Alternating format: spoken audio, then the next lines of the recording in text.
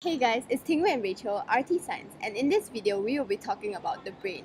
An organ that all of us have, but some people like to act like they don't. So there are three main parts of the brain: the cerebrum, the cerebellum, and the brainstem. The cerebellum is located at the very back of your skull. It allows you to balance, it coordinates your movement, and it's also very important for what we call the muscle memory because it helps you to learn and remember motor skills. So, for example, when you're learning swimming or learning how to ride a bicycle, once you have learned it, you kind of remember it for life. When the cerebellum is damaged, there is a loss of coordination of movements, and you end up having erratic hand movements. It may also result in you being unable to judge distance or when to stop. For example, if I show you a moving object, your eyes will be able to follow the object, but they will not stop at the same place that the object stops at. The second part of the brain that we are looking into is the cerebrum, and it is very important. The cerebrum contains the cerebral cortex, the hippocampus, the basal ganglia, the olfactory bulb, and other things. But wait, there's more. The cerebral cortex can be divided into four lobes each, with a different specialization. So there is the frontal lobe, which is mainly responsible for voluntary movement and reasoning thoughts, so like problem solving. And then there's the parietal lobe, which processes sensory information that have to do with taste, temperature, and touch.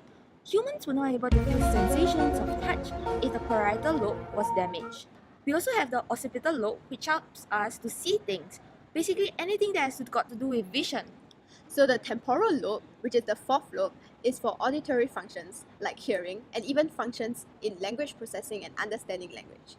Some people who have it obviously don't use it because apparently they can't listen to what other people are saying. But wait, they can be divided into more parts. As mentioned earlier, the frontal lobe has two main functions, reasoning and voluntary movement. So the reasoning part is managed by the prefrontal cortex. What do I mean by reasoning? It means higher complex processes like logic, problem solving, planning, basically all the stuff that kind of makes up our personality. So here's a case study. In 1848, Phineas Gage, a man working by the railroad, survived an explosion in which a metal rod pierced through his head.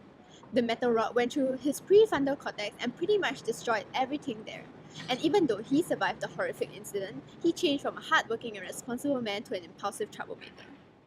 The voluntary movements are managed by the primary motor cortex and the motor association areas of the frontal lobe. Interestingly, the frontal lobe also contains the Broca's area, an area that's important for us to move our facial muscles to speak, to pronounce words, and also to write them out.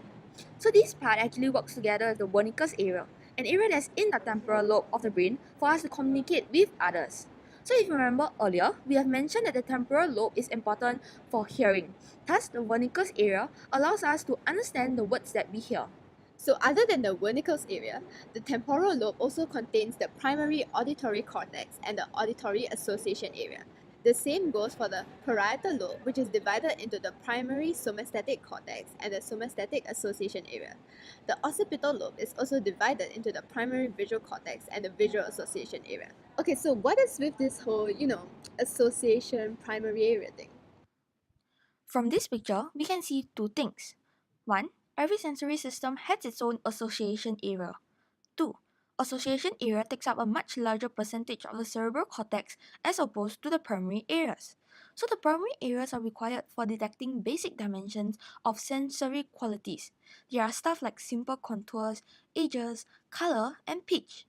The sensory association areas then combine this sort of information to represent complex objects for us to perceive. Basically, it helps us to make sense of what we are seeing or hearing.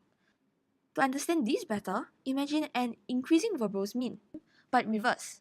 So the primary visual cortex gets information like, oh, this object reflects light at a wavelength of around 680 nanometers. The outline of the object starts and finishes at the same place, with the gradient being approximately equal, and it has a texture with uniform consistency. so at this point, if you were to receive raw data like this, you'll probably be like, what the heck is going on? Thus, this information has to be integrated by the association areas for you to know that it's red, it's round, and it has a smooth surface. But you're still like, I don't understand what's going on. So the visual association area further processes it to tell you that it is actually an apple. So as you can see, this is an image that I've stolen from the website, which was stolen from another English website. So now we have covered the cerebrum and the cerebellum. Let's talk about the brainstem. The brainstem consists of three sections: the medulla oblongata, the midbrain, and the pons. The brainstem controls the flow of messages between the brain and the rest of the body, and also controls basic body functions such as breathing, swallowing, heart rate, blood pressure, and whether one is awake or sleepy. For example, the medulla oblongata contains chemoreceptors that are very sensitive to pH changes in the blood. Let's say you are lacking oxygen and there's too much carbon dioxide in your blood. The carbon dioxide causes a drop in your pH, which is detected by these chemoreceptors in the medulla oblongata, and then it sends signals to your lungs to increase the rate and force of breathing. The medulla oblongata also contains reflex centers that controls vomiting, coughing, sneezing, swallowing, and digestion. It also controls the blood pressure and heart rate.